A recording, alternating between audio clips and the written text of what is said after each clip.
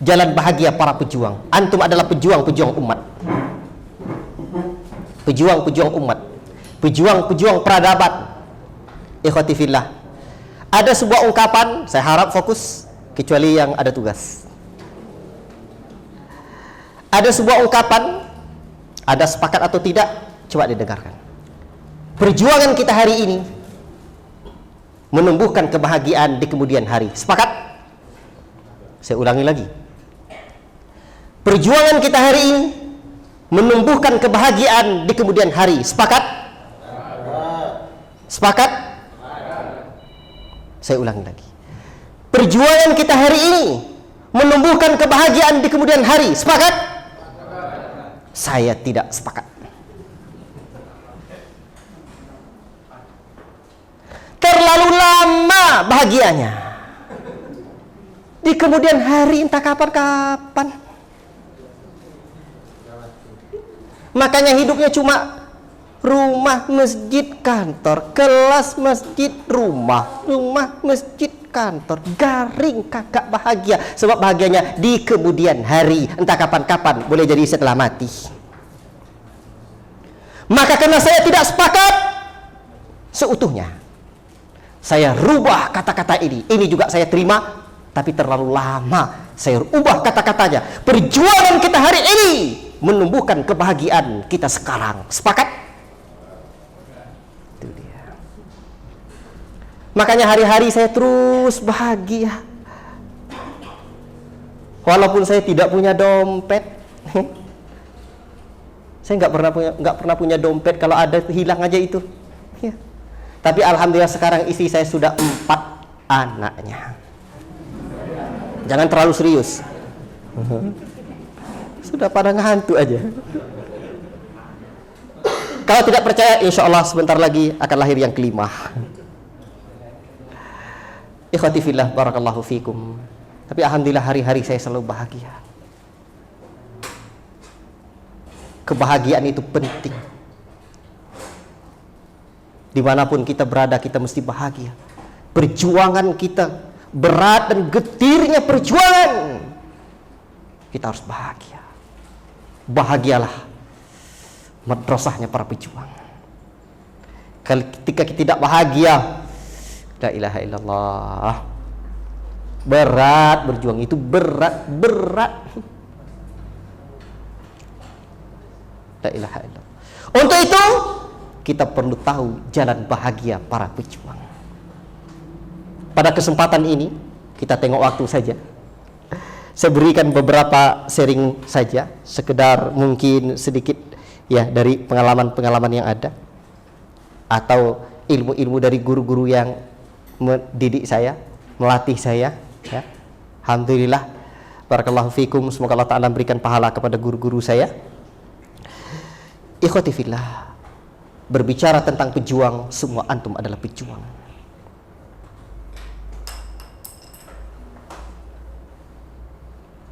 Maka kita mesti bahagia. Bahagia. Dan jalan kebahagiaan para pejuang itu yang pertama, tetapkan visi dan cita-cita tertinggi. Yang kedua, hadirkan motivasi tertinggi. Ketiga, kenali diri dan potensi.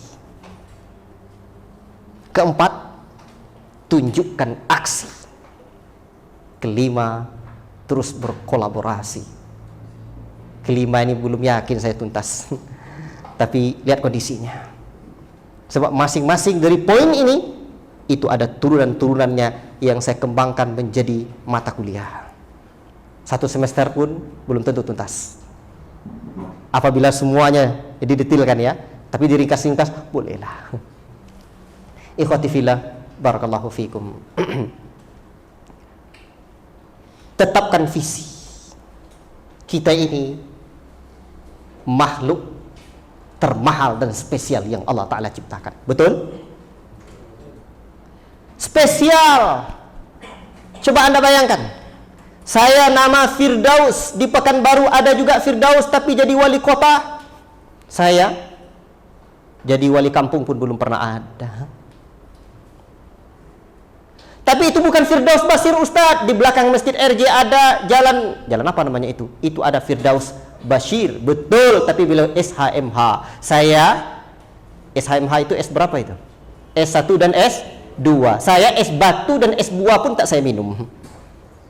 Tak tahan kerongkongan saya. Kita spesial, berbeda dari yang lain. Saya Firdaus bin Bashir, nama ayah saya Bashir, terlahir di desa Ludai. Nama kakek saya Moin, dan sungai di desa saya bernama Sungai Biu, dan ketika kita ke hilir nama sungainya Sungai Subayang. Saya banyak mandi di Sungai Subayang semasa mondok dulu, maka orang-orang mengenal saya dengan Firdaus Bashir As-Subayanji. Usia 3 tahun saya pindah ke lipat kain di kamar kiri, bukan dalam lemari. Ketika kecil nama saya Darussalam. Begitu masuk SD dirubah, diganti oleh abang saya Firdaus. Begitu masuk pondok diganti oleh buya saya Firdaus. Dan sekarang orang-orang memanggil saya dengan Firdaus Bashir. Sahabatku yang kucintai karena Allah Subhanahu wa taala. Waktu SD saya bercita-cita, ayah saya motivasi saya untuk menjadi dokter.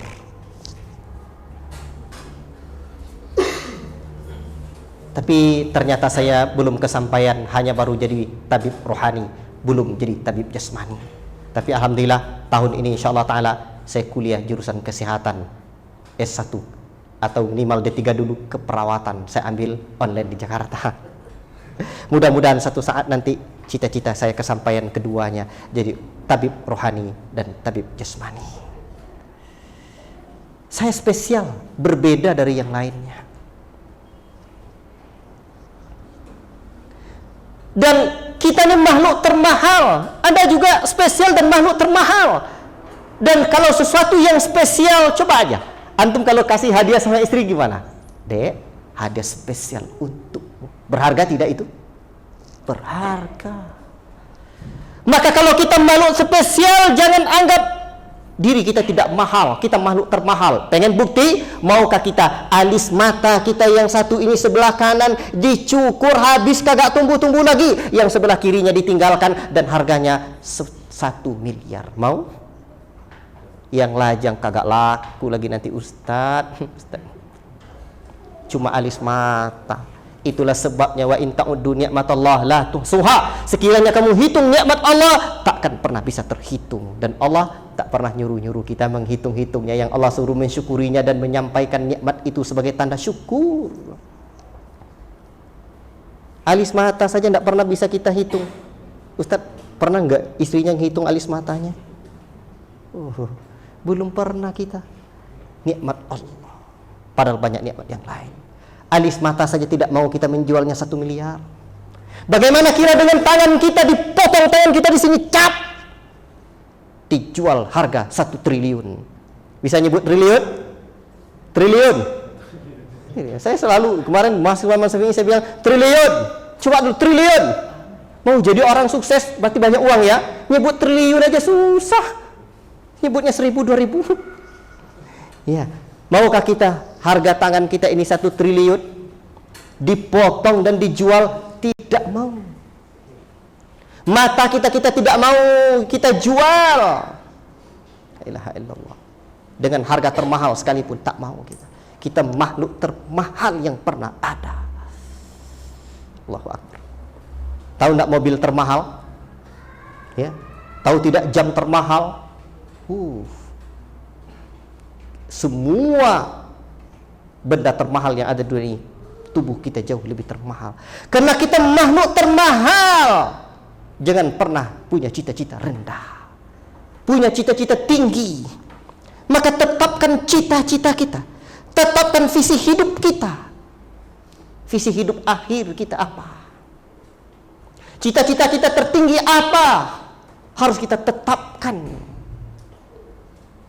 A'mar ummati ma baina sittina ila sab'in. Umur umatku hanya kisar 60 sampai 70 tahun.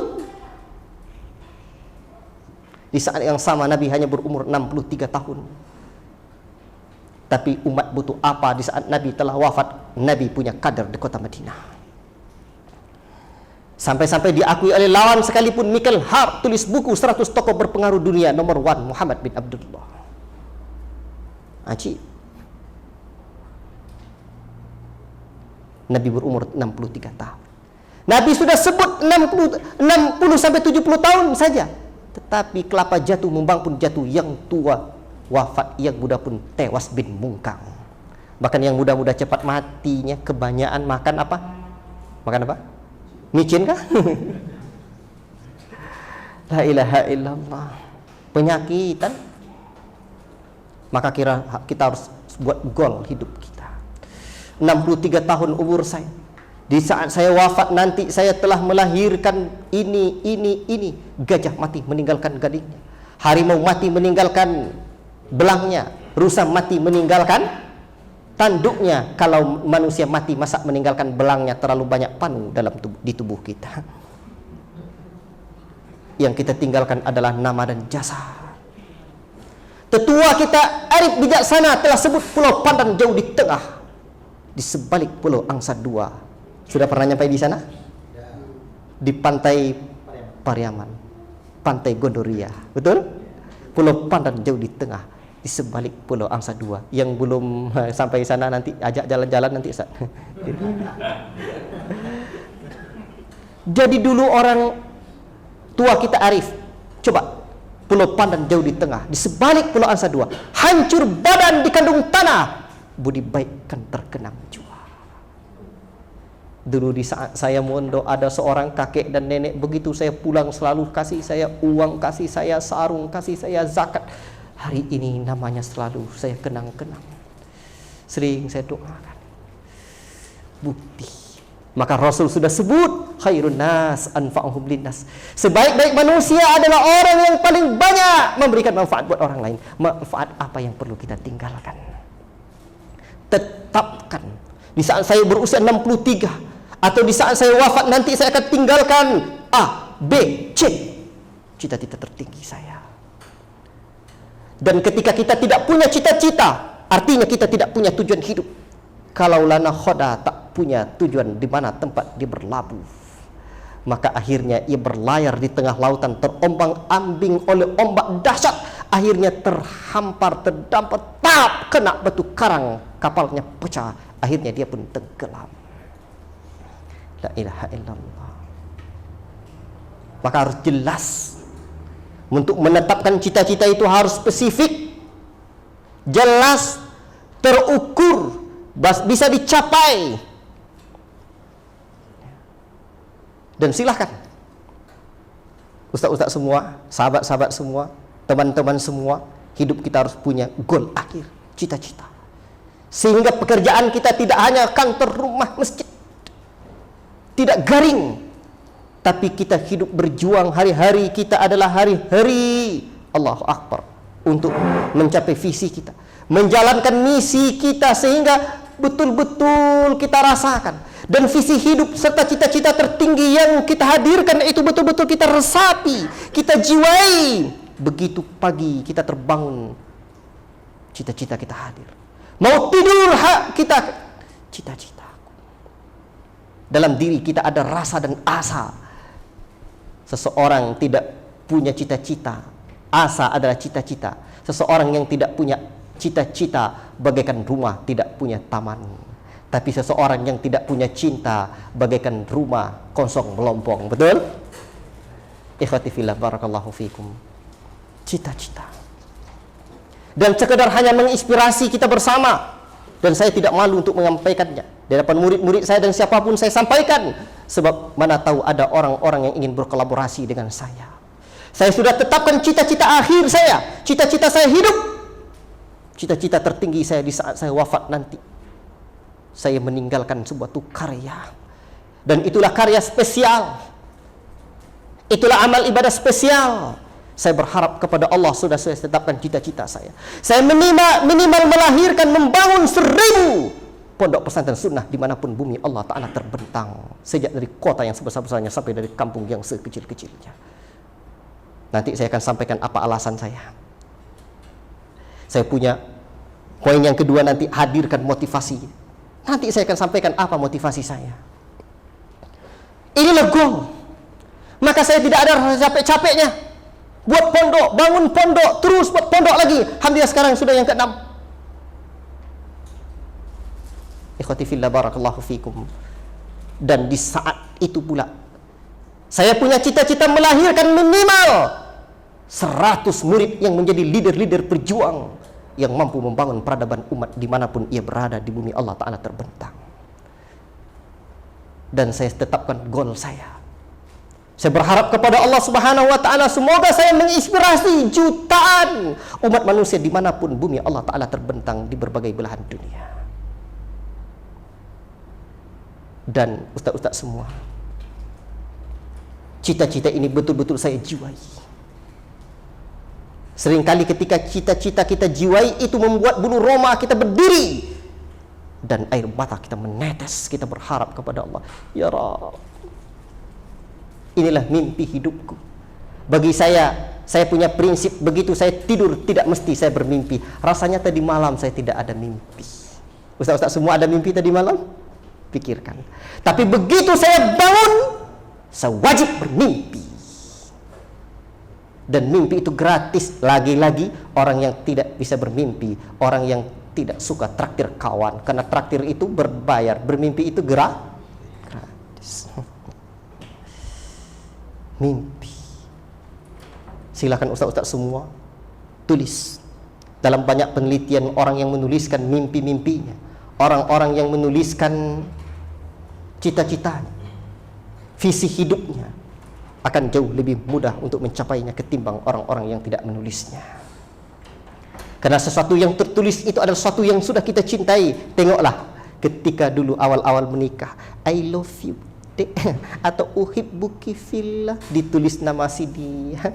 Allahu Akbar, hadir dalam hati. Kita jiwai visi hidup, harus tulis apa maunya kita, apa yang kita inginkan. Kita mengajar di Imam Syafi'i ini, berapa murid yang ingin kita inspirasi. Dan Masya Allah luar biasa Ustadz, guru itu adalah pahlawan tanpa tanda jasa. Sampai di negeri kita itu ada himnenya guru kan, luar biasa. Untuk guru, luar biasa. Guru, setelah visi kita tetapkan, ini penting. Kalau visi tidak kita buat, hidup ini itulah dia, pergi pagi pulang petang saja. Kalau hidup cuma sembarang hidup, kera di rimba juga hidup. Kalau kerja cuma sembarang kerja, kerbau di sawah juga bekerja. Saya tambah lagi, ini ucapan Buya Hamka, saya tambah lagi, kalau ngomong cuma sembarang ngomong, murai batu lebih jago ngomong dan berkicau. Makanya Pak Cokro Aminoto bilang, untuk jadi orang besar itu ngomonglah seperti para orator ngomong, menulislah seperti para jurnalis menulis. Dan saya tambah lagi ucapan Buya Hamka tadi, kalau makan cuma sembarang makan, ayam kampung lebih jago mencari makan. Kalau nggak percaya, tengok aja ayam kampung. Bahkan makannya pun luar biasa, tak. Bisa Anda makan seperti itu? Tidak bisa. Hidup ini ada makna, ada arti. Maka ketika visi hidup sudah kita hadirkan hari-hari kita bersama visi kita, inilah cinta kita, ini rasa kita. Hidup harus ada rasa, ada cita-cita, ada cinta, ada asa. Hari-hari kita, hidupku begini. Cukup sampai di sana? Tidak. Cita-cita harus berangkat dari motivasi. Maka hadirkan motivasimu. Motivasi yang perlu dihadirkan adalah motivasi tertinggi. Ad-dafi'nya apa? Tapi ad-dafi' itu motivasi itu ada 3. Ada motivasi terendah, ad-dafi', dan ada pula motivasi yang menengah, wasatud dafi' atau awsatud dafi'. Tapi ada lagi ad-dafi', motivasi tertinggi. Dan yang kita tuju adalah motivasi tertinggi. Baik. Motivasi kita apa? Ustaz-ustaz semua yang saya banggakan, saya menetapkan cita-cita hidup saya menghadirkan 1000 pondok pesantren sunnah dimanapun bumi Allah Ta'ala terbentang. Darinya lahir 10.000 leader-leader perjuang yang mampu membangun peradaban umat di atas sunnah nabinya dan menginspirasi jutaan manusia. Besar kali Ustaz, ada orang yang bilang sama saya, cita-cita itu jangan terlalu tinggi, nanti jatuh. Hei, kun rajulan rajulu ala thara thabita wa hamatu himmati fawqa thuraya samiqah. Jadilah kamu lelaki, perempuan include di dalamnya, yang kakimu tegap kokoh di muka bumi, tapi cita-citamu meninggi sampai ke bintang Suraya. Bintang Surai, bukan rumah Surai. Itu mah biasa. Ini bintang Suraya. Orang mukmin, orang mulia, kita makhluk spesial dan termulia. La tahinu wa la tahzanu wa antumul a'launa in kuntum mu'minin. Jangan kamu merasa hina dan jangan kamu merasa sedih. Orang-orang mukmin itu adalah orang-orang yang mulia dan tinggi jika kamu adalah orang beriman, kata Allah. Cita-cita kita sorga. Sorga itu bukan barang murah, Ustaz. Bukan barang marah, Mas. Bukan barang murah, Mas. Saya pernah nginap di Hotel Ibis, itu pelatihan. Ya. Ibis, jangan pakai L. Itu belasan tahun yang lalu harganya sudah 300 ribuan. Kalau 10 malam 3 juta, kalau 100 malam 30 juta. Gimana ceritanya itu? Belum tambah bonusnya lagi. Sorga abadi kita selama-lamanya di sana. Sanggup bayar berapa? Nambah air minum aja, nambah pula bayarnya. Minta pijit, la ilaha illallah, bayar lagi. Tambah fasilitas, bayar lagi. Tambah kasur aja, bayar lagi. Sorga. Makanya orang mukmin cita-citanya bukan emperan, sorga Allah yang penuh dengan kenikmatan. Maka cita-cita tertinggi ini perlu kita hadirkan. Namun kada dalam rangka proses motivasi, ada orang-orang yang cita-citanya cuma cita-cita rendah, dan itu wajar, manusiawi. Maka saya sebut ad-nadafiyah itu motivasi secara rasional atau materi, ad-dafi' al-maddi, motivasi materi. Karena Allah Ta'ala sudah sebutkan, wabtaghi fima atakallahu ad-daral akhirah wala tansa nasibaka minad dunya. Cari oleh kalian karunia akhirat dengan karunia yang Allah Ta'ala berikan kepada kalian. Cari. Punya harta, kejar akhirat itu dengan harta. Punya kemampuan ngomong, kejar akhirat itu dengan ngomong. Punya kemampuan didik orang, kejar akhirat itu dengan didik orang. Wala tansa nasibaka minad dunya, dan jangan lupakan bagian hidupmu di dunia. Maka untuk itu ada motivasi materi, motivasi rasional. Kira-kira keberadaan Ustadz di Imam Syafi'i ini, keberadaan teman-teman dan sahabat-sahabat semua di Imam Syafi'i ini, motivasi materinya apa? Walaupun ini motivasi terendah, tapi ini secara manusiawi harus hadir dalam diri kita. Zuyyina linnasi hubbus syahawati minan nisa'i wal banina wal qanatir, dan seterusnya. Allah sudah sebutkan kepada kita, manusia dihiasi untuk cinta kepada wanita, cinta kepada harta, dan seterusnya. Motivasi saya untuk buat 1000 pondok pesantren sunnah itu apa kira-kira? Motivasi secara materi, ya ikhwan, saya pengen anak saya terus bisa belajar sampai jenjang tertinggi. Dan sekolah-sekolah yang saya buat ada untuk sekolah-sekolah untuk anak yatim dan du'afa, gratis untuk du'afa. Kalau untuk orang kaya-kaya Ustadz, gratis tidak bayar. Masa punya uang mau didik anak masih gratis? Rugi loh Pak. Sebab pahalanya Bapak transfer buat donatur. Nah itu dia. Jadi jangan bangga dulu anak sekolah gratis. Jangan bangga dulu. Sebab rugi, pahalanya rugi. Saya senang sekali. Ayah saya dulu didik saya bukan gratis, maka hari ini pahalanya saya niatkan buat ayah saya, mengalir terus buat ayah saya. Tadi mau berangkat saya teringat ayah saya. Mudah-mudahan mengalir pahalanya buat orang tua saya. Makanya Bapak-bapak guru Ustadz nggak usah bingung-bingung. Pak, kalau Bapak mampu, jangan transfer pahala sama orang ya, padahal kita mau uangnya, gitu ya. Ikhwati fillah, tapi model saya berjuang di kampung-kampung. Maka saya pengen pendidikan anak saya terus naik nanti, dan saya mendapatkan pendidikan untuk anak-anak saya. Saya bisa menghadirkan lingkungan-lingkungan yang baik untuk istri saya. Saya bisa menghadirkan kebaikan-kebaikan buat keluarga-keluarga dekat saya dan orang-orang yang kenal dengan saya. Dengan model pendidikan yang saya buat, motivasi secara materi. Ustadz, keberadaan Ustadz di sini, apa sih yang didapatkan oleh istri, oleh anak, oleh keluarga? Wajar, manusiawi. Ustadz, kita harus ikhlas Ustadz. Wala tansa nasibaka minad dunia. Jangan lupakan kehidupan duniamu, bagianmu untuk dunia. Wajar. Wajar. Kalau kagak cocok, cari yang pas, Mas.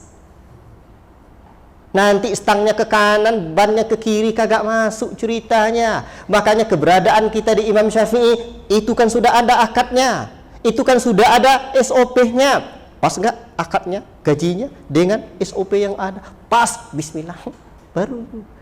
Kalau kagak, datang tampak muka, pergi tampak punggung. Elok-elok bicara Pak Bambang atau sama Khairul Fadli. Oh, kayaknya saya kebutuhan hidup saya sekarang begini. Rasional hidup ini. Kagak rasional itu repot. Alasan yang pertama, ad-dafi' ini, motivasi terendah. Tapi ada motivasi lagi setelahnya. Motivasi secara emosi, emosional, ad-dafi' atifi namanya. Motivasi secara emosional, kejiwaan kita. Kenapa Ustadz selalu buat pondok pesantren sunnah gratis untuk para yatim, duafa, janda-janda, besar, kecil, tua, muda, laki-laki, perempuan, lajang, janda dan duda. Bahkan kecil saya akikahkan, yang besar saya nikahkan. Sudah 70-an orang lebih sudah saya nikahkan sampai hari ini. Tapi aman, tadi sudah kasih tahu bahwa yang saya nikahi baru satu. Kenapa kok seperti itu, tidak capek-capeknya? Saya punya alasan emosional. Saya punya seorang ibu yang berhati luar biasa. Mak saya ini dulu terlahir di satu desa, di satu bukan desa, di satu apa istilahnya? Di satu kampung kecil, pecahan dari kampung Ludaisata. Nama di Sialang Batu, dikelilingi bukit dan hutan. Sekarang kalau pergi kita ke sana, tidak ada lagi kampung itu, yang ada hanya rumah-rumah yang sudah ditinggalkan oleh penduduk. Di situlah emak saya terlahir. Emak saya terlahir di kampung itu. La ilaha illallah. Ya. Emak saya begitu terlahir, dia juga punya adab abang. Begitu abangnya mulai menginjak, tumbuh, tapi belum balik, ya, abangnya sakit. Emak saya lagi tidur dengan abangnya di satu rumah, rumahnya kecil, dan rumah emak saya di pinggir musola, pinggir surau, hanya 1 meter atau jarak segitulah dengan musola ini, hampir bertaut dindingnya. Dan di saat ayah emak saya, kakek saya pergi bekerja dengan nenek saya, saat itu abang dari emak saya ini sakit perut. Seingat saya mencret, seingat saya begitu, sakit perut lah begitu. Lalu emak saya tertidur dengan abangnya, dan ternyata ada keluarga kami yang tengok abang emak saya ini sakit. Di saat itu ternyata emak saya tertidur, abangnya tertidur, dan ternyata begitu ditengok-tengok, ternyata sudah meninggalkan alam yang bernama dunia fana ini, dan tidak diketahui oleh ayahnya. Sekian waktu, ya, sekian jam sore mungkin barulah datang ayah dan maknya. Cukup sampai di sana. Emak saya juga punya adik emak saya. La ilaha illallah. Ya, adik emak saya juga wafat, tapi duluan wafat ibunya. Begitu ibu emak saya melahirkan, nenek saya melahirkan, sakit. Akhirnya nenek saya pun wafat, meninggalkan seorang adik kecil, hanya baru berumur 1 bulan. Dan begitu 1 bulan ini dirawat oleh keluarga mak saya. La ilaha illallah. Saat itulah, tidak beberapa lama, adik kandung emak saya meninggal dunia. Emak saya kehilangan abangnya, emak saya kehilangan ibunya, emak saya kehilangan adiknya yang ditinggalkan oleh emaknya mati melahirkan. Ayah dari mak saya, kakek saya stres, seringkali dia tidur dekat pot pisang. Akhirnya emak saya ya hidup seperti apa, dirawat oleh keluarga-keluarganya. La ilaha illallah. Tidak beberapa lama karena melihat ayah dari mak saya ini stres, sulit hidupnya, tekanan kejiwaannya. Padahal kakek saya ini seorang yang malin, pernah mengaji di Minangkabau. Dan wafatnya kakek saya juga menjelang Ramadan, menjelang wafat sekitar jam 4 menjelang subuh beliau azan. Kakek saya ini pun menikah, emak saya jadi anak tiri. Alhamdulillah masih tinggal di kampung-kampung.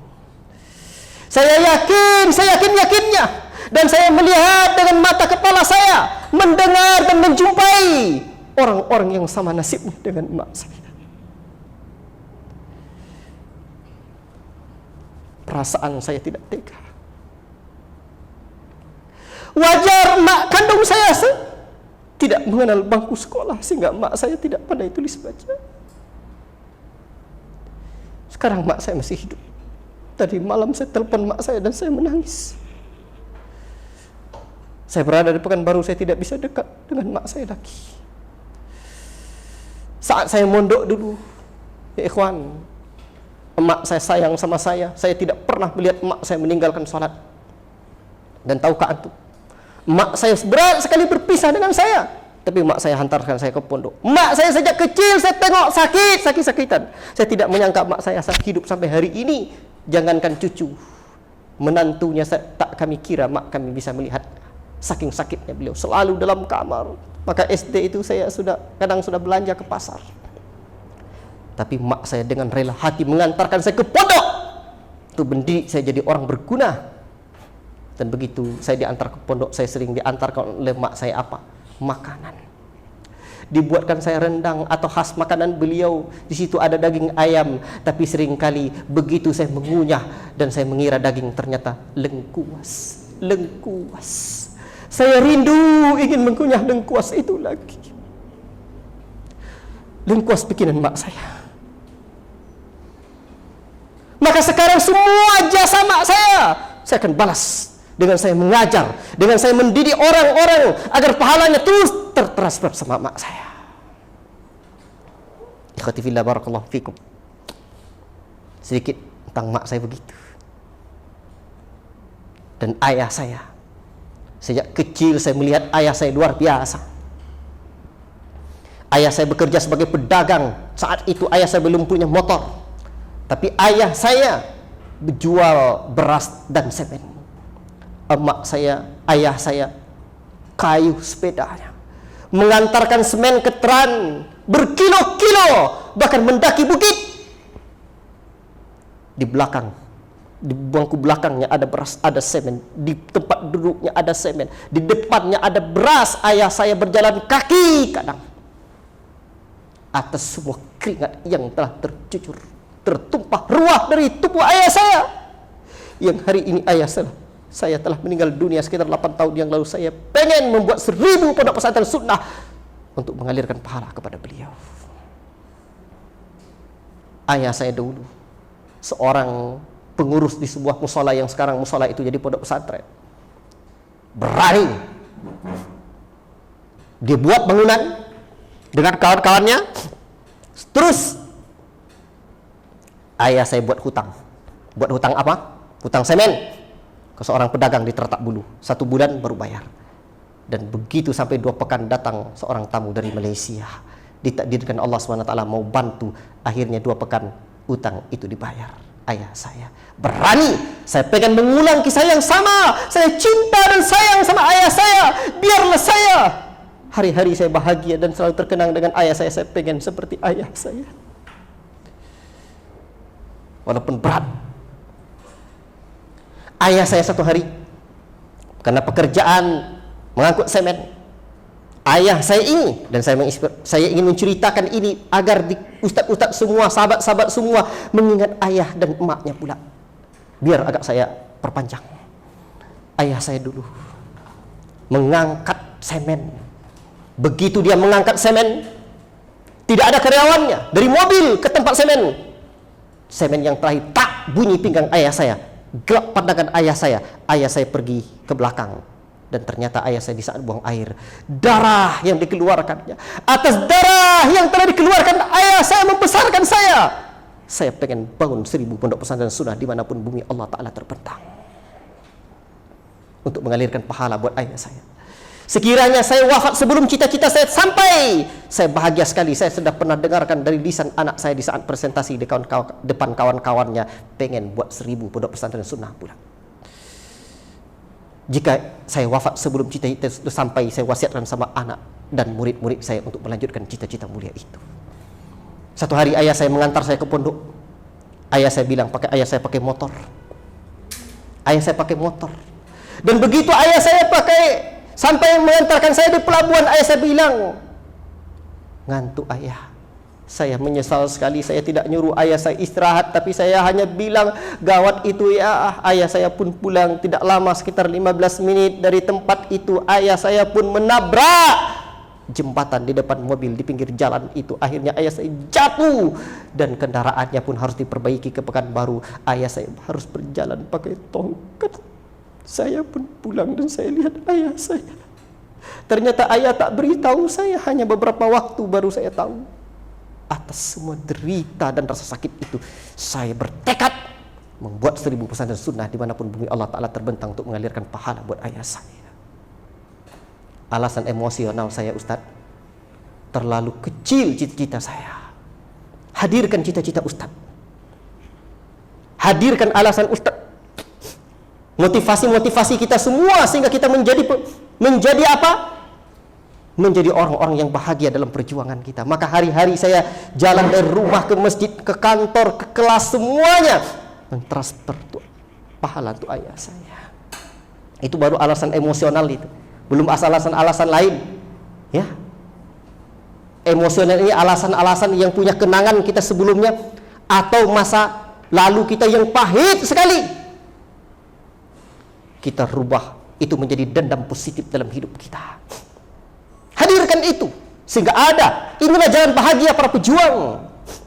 Itu baru alasan emosional. Saya tidak berpanjang lagi alasan emosional ini. Saya langsung masuk alasan spiritual atau alasan ad-dafi' imani.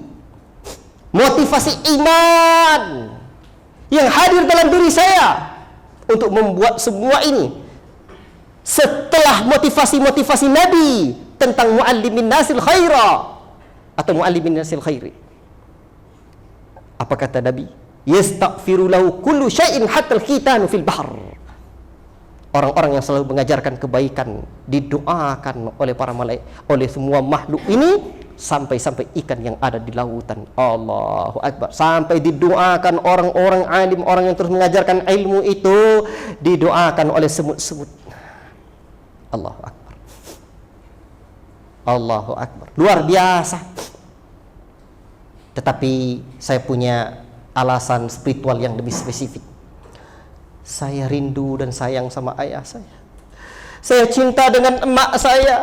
Saya pengen satu hari nanti kami berkumpul di sorga Allah. Berkumpul lagi dengan emak saya, berkumpul lagi dengan ayah saya. Saat itu saya pengen merangkul dan memeluk ayah saya. Dan saya pengen mencium kening ayah saya. Saya pengen berlama-lama dekat ayah saya.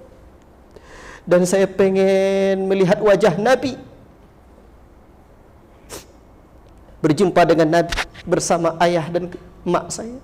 Saya pengen sekali melihat wajah Allah. Wujuhu yawma idzin nadhirah ila rabbiha nadhirah. Pada hari itu wajah kita berseri-seri. Saya pengen melihat itu dengan ayah saya. Maka saya harus hadirkan 1000 pesantren sunnah agar semuanya mengalirkan pahala buat ayah saya. Alasan spiritual, alasan ruh imani. Kalau kita tidak hadirkan alasan-alasan kita, Ustadz Afwan, hidup kita hampa. Hidup kita tidak punya makna. Hadirkan motivasi tertinggi kita apa? Allahu Akbar. Udah 2 Ustaz. Ya. 10.39. Masih ada waktu, alhamdulillah. Yang ketiga, kenali diri dan potensi kita. Ini jalan bahagia itu. Kenali diri dan potensi kita. Ketika Allah Ta'ala menciptakan kita, wa ma khalaqatul jinna wal insa illa liya'budun. Tidaklah kuciptakan jin dan manusia melainkan untuk beribadah kepadaku. Ibadah spesial apa yang kita perlu hadirkan buat umat ini? Dan ibadah spesial itu adalah ibadah yang bermanfaat buat orang lain. Ibadah spesial. Kenali potensi kita. Potensi kita apa? Dan semua kita hebat. Dan jangan sampai tidak tahu kehebatan kita. Sebab Allah yang telah ciptakan kita. Dan kita hebat pada bidang kita. Maka kenali diri kita ini, Ustaz. Potensi saya apa? Yang sekarang ini kita kenal. Di langit banyak bintang, tetapi akan ada bintang yang paling bercahaya. Temukan bintang yang paling bercahaya dalam diri kita. Di dalam diri kita banyak potensi. Dalam diri kita buat banyak keahlian dan keinginan. Banyak kehebatan, tapi cari mana yang paling bercahaya. Ada yang jago ngomong aja. Ada yang jago mendidik. Walaupun mesti ada potensi-potensi wajib yang harus kita punya. Sebab ada potensi-potensi wajib dan ada juga potensi-potensi yang fardu kifayah, mustahab, ada. Makanya ilmu itu apa? Konsep pendidikan Islam itu hanya 3 saja. 3 kalimat saja. Dahulukan iman dan adab, utamakan ilmu fardu ain, pilih ilmu fardu kifayah. Yang saya maksud di sini sekarang kenali diri dan potensi kita adalah tentang peran apa yang paling menonjol nanti dalam diri kita. Ya. Jadi orang-orang yang expert di bidangnya.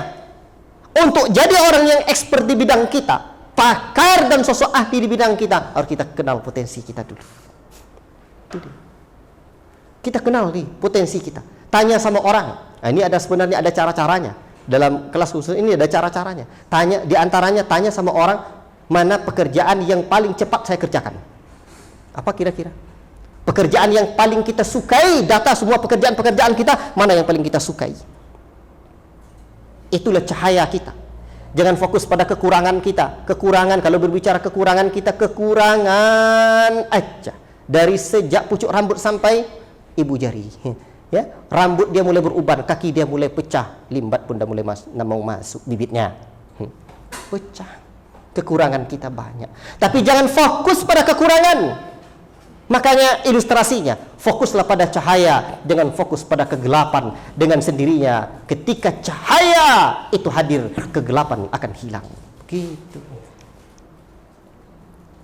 Idza kana al-ma'u kullataini lam yahmilil khabath. Apabila air ada 2 kula, tidak najis lagi. Oh, prinsip taharah pun juga seperti itu.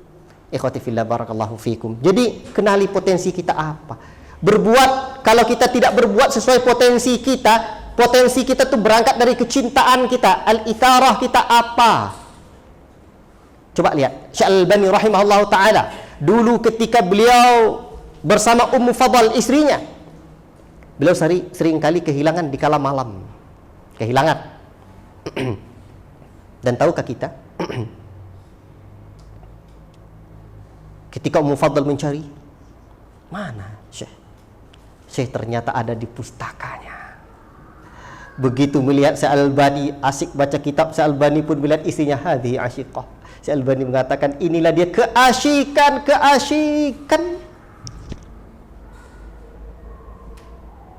Allahu Akbar. Keasikan kita apa? Asik itu bahasa Arab sebenarnya, asyik. Keasikan kita itu apa? Tanya diri kita. Data, begitu jumpa, ini gue banget. Itu dia. Yang gue banget itu yang dicari. Kelebihan kita apa? Kalau mau mengasah kampak, itu yang diasah bagian yang, kan kampak itu ada yang tumpulnya, belakangnya, ada yang tajamnya. Betul? Kalau mau mengasah kampak, jangan diasah yang tumpulnya ini. Asah yang bagian tajamnya, tipisnya. Dengan demikian dia cepat tajam. Maka kalau mengasahkan Pak, jangan asah dulu bagian yang tumpulnya, tapi asah bagian yang tipisnya. Dengan demikian dia cepat tajam. Kalau mau diasah lagi yang tumpulnya ini, bawa ke tukang besi, baru dia. Jadi perlu kerja keras lagi. Sekarang karena hidup kita ini serba terbatas, asah mana yang bagian tipis dan tajamnya itu, agar dia sehingga kita menjadi sosok ahli, sosok pakar, sosok expert di bidang kita. Kenali diri. Kalau kita tidak kenal dengan diri kita, la ilaha illallah. Dan ketika kita sudah kenal dengan diri kita, kita bertekadlah, cocok enggak dengan cita-cita kita. Kita cocokkan dulu dengan cita-cita. Oh, pas ini. Kalau sudah seperti itu, jadilah sosok expert. Coba kita kenal. Ketika nanti kita wafat, dicari di Google, kita yang keluar apa? Sekarang kan sedikit-sedikit Google, sedikit-sedikit Google gitu ya. Nanti ketika nama kita diketik orang Fulan bin Fulan atau Lihun bin Qoyab bin Tongkai, yang keluar apa? Oh, ternyata ini sosoknya. Keluar. Bukan soal ingin dikenal orang, tapi soal inspirasi buat yang kita tinggalkan. Ya. Kalau Pak Habibie wafat, dan saya di antara orang yang menangis ketika Pak Habibie meninggal dunia. Sosok cerdas, putra bangsa yang layak menjadi inspirasi kita, inspirator kita. Allahu Akbar. Ketika nama Pak Habibie kita ketik, yang keluar apa? Bapak industri, pesawat. Tetapi ketika kita ketik nama Bung Karno, yang keluar Bapak Proklamator Indonesia.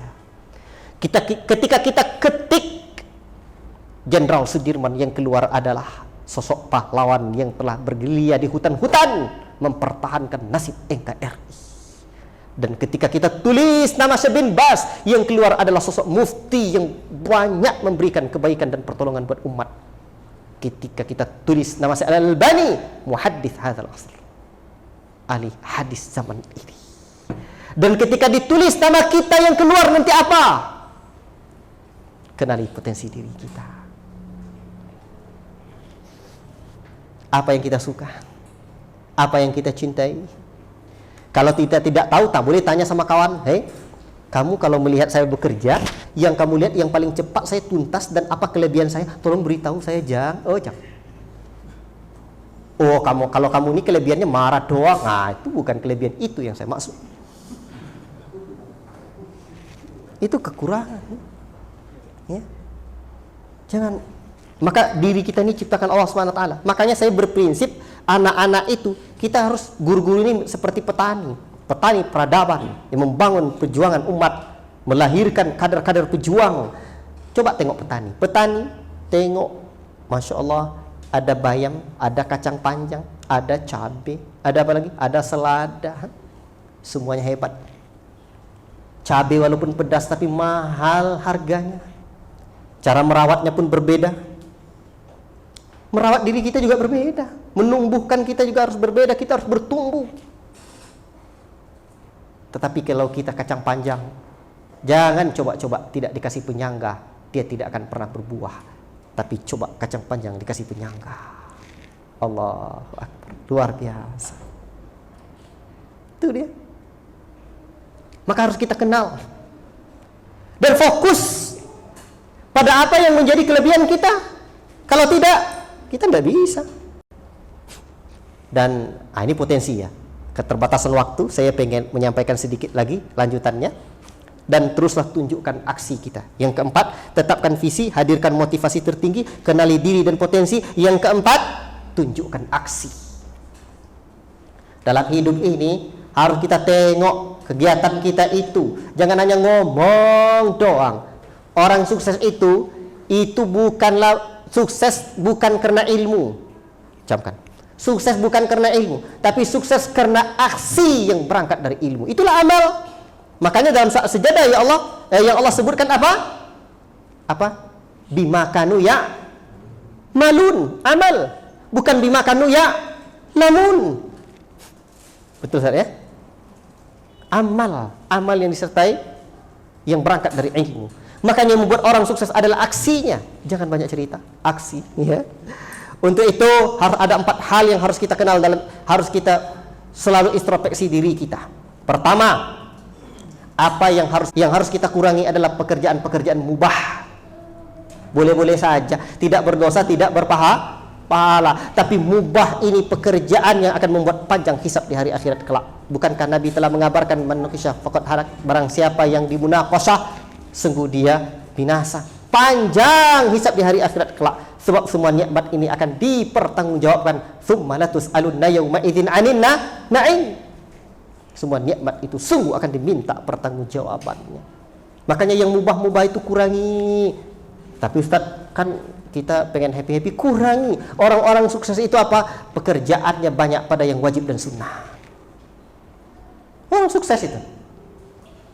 Facebook boleh-boleh lah, tapi kurangi mas, mubah mas. Kurangi. Nah, yang ketiga, pekerjaan-pekerjaan yang aksi-aksi yang perlu kita hilangkan dalam diri kita. Apa itu? Yang haram dan makruh. Nah, buang aja itu. Haram dan makruh itu tinggalkan. Buang. Dan ada satu lagi. Apa itu? Kira-kira apa? Apa kira-kira Ustaz? Yang keempat itu. Ditingkatkan udah, dikurangi udah, ditinggalkan udah. Kira-kira satu lagi apa? Dihilangkan sudah. Apa lagi ini? Yang perlu ditumbuhkan, yang perlu diciptakan. Apa itu? Amalan spesial. Amalan spesial itu amalan yang bermanfaat buat orang lain. Harus ada spesial dalam hidup kita. Zaman ini zaman terus berubah seiring dengan multi generasi, seiring dengan apa? Teknologi terus berubah. Maka kita harus ada apa? Ada sesuatu yang harus kita ibda, harus kita buat. Ini dia. Kalau kita tidak mau maju dan kalau tidak mau berubah, kita bisa kalah dan punah. Itu dia. Coba tengok Kodak, tap, nggak ada lagi. Kodak film, Fuji film, kagak ada lagi. Tap, nggak ada lagi. Tapi ternyata Fuji film timnya membuatkan riset, menyuruh timnya, ownernya menyuruh timnya untuk buat riset bahan kita bisa buat apa. Ternyata bisa buat kosmetik. Akhirnya Fuji jadi Fuji kosmetik. Itu dia. Kita harus berubah. Kalau kita tidak berubah, kalau tidak mau berubah, kalau tidak mau terus ada satu yang diciptakan, kita bisa kalah dan punah. Baik, ini tentang aksi. Tunjukkan aksi kita. Namun dalam aksi ini harus ada kerja yang harus kita tetapkan. Satu, namanya kerja ikhlas.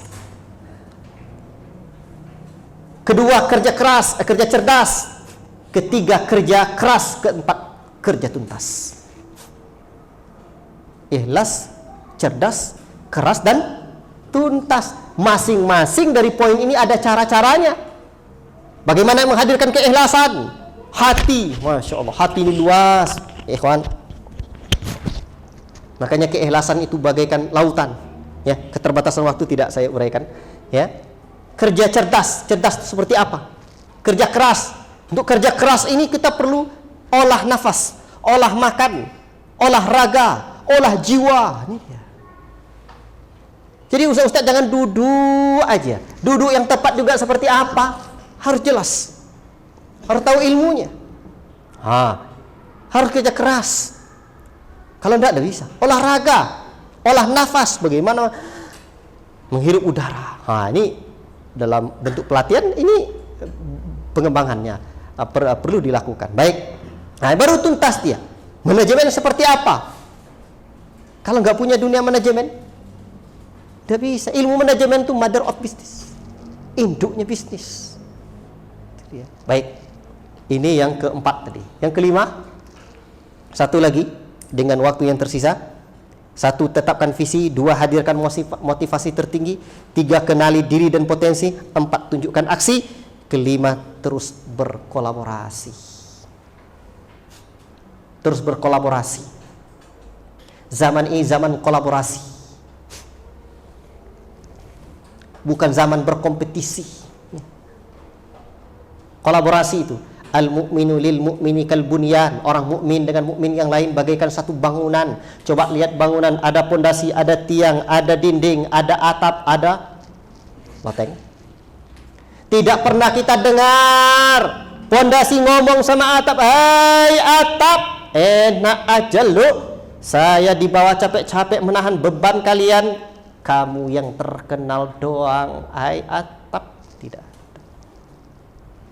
Bangunan aja mengerti bagaimana cara berkolaborasi. Masa kita tidak paham? Itu dia. Perusahaan-perusahaan maju dalam dunia bisnis, kolaborasi ini penting. Yang membuat mereka eksis dan maju adalah kolaborasi. Makanya Allah Ta'ala sebutkan, wa ta'awanu 'alal birri wat taqwa wa la ta'awanu 'alal itsmi wal 'udwan. Tolong menolonglah kalian dalam kebaikan dan ketakwaan, jangan tolong menolong dalam dosa dan permusuhan. Cuman untuk detailnya ada cara-cara berkolaborasi. Orang kalau nggak punya ilmu tentang kolaborasi berat, ya. Dan ada kegagalan dalam kolaborasi itu ada penyebabnya. Salah satu penyebabnya pada kesempatan ini yang bisa saya sampaikan adalah orang tidak bisa berkolaborasi itu kontrol di pekerjaan, di kerja ikhlas juga ini. Itu kontrol dirinya eksternal. Dia dalam dunia perjuangan itu kontrol diri kita harus internal. Apa kontrol diri eksternal? Apapun yang terjadi, salahnya di luar diri dia. Kontrol internal, apapun yang terjadi, dia evaluasi diri, ambil tanggung jawab dia. Itu dia kontrol diri internal. Kontrol diri eksternal seperti apa? Dia mudah stres. Sedikit-sedikit, kagak enak lingkungannya. Teman-teman kagak mendukung. Apa-apa orang lain aja kesalahannya. Dulu Nabi Adam begitu keluar dari sorga, yang disalahkannya penaka ada riwayatnya, iblis telah kalau tidak. Rabbana zalamna anfusana wa illam taghfir lana wa tarhamna lanakunanna minal khasirin. Ya Rabb, kami telah berbuat zalim ya Allah, ampuni kami ya Allah, kalau tidak kami jadi orang-orang yang merugi. Kontrol diri internal. Tengok Nabi Yunus ketika terlempar oleh kaumnya dan akhirnya ditelan oleh ikan. Apa doanya Nabi Yunus? La ilaha illa anta subhanaka inni kuntu minaz zalimin. Dia memuji Allah, aku adalah orang yang zalim. Kontrol diri yang internal. Itu dia. Orang mudah stres itu kontrol dirinya eksternal. Insyaallah ini pada sesinya bisa kita bahas tentang namanya spiritual leadership. Wah, ini dia. Jadi orang bisa kolaborasi itu salah satu faktornya itu. Cuman ini bagian tersendiri yang luas sebenarnya tentang kontrol diri ini. Spiritual leadership. Cuman dalam uraian tentang kolaborasi itu penting punya kontrol diri yang internal, sehingga dia bisa berkolaborasi dengan orang. Kalau tidak bisa berkolaborasi dengan orang, ini baperan, dia tidak mau. Tidak mau. Tentara aja tengok, makan satu, makan semua, tugas satu, tugas semua, bahkan mati satu, mati semua. Itu dia, luar biasa loyalitasnya. Kolaborasi hadir dalam diri mereka. Wallahu ta'ala a'lam bishawab. Inilah mungkin sedikit dari sharing yang dapat saya sampaikan. Yang benar hanya dari Allah, yang salah dari pribadi saya yang banyak sekali kekurangannya. Mudah-mudahan menginspirasi kita semua, bermanfaat bagi saya, menjadi amal pahala, dan semoga juga mengalirkan pahala buat orang tua dan guru-guru saya. Ya, cukup sekian dari saya. Allahumma ati nufusana taqwaha wa zakkiha anta khairu man zakkaha anta waliyuha wa maulaha. Wa sallallahu wasallam ala nabiyyina Muhammad wa ala alihi wa sahbihi ajma'in. Wassalamualaikum warahmatullahi wabarakatuh.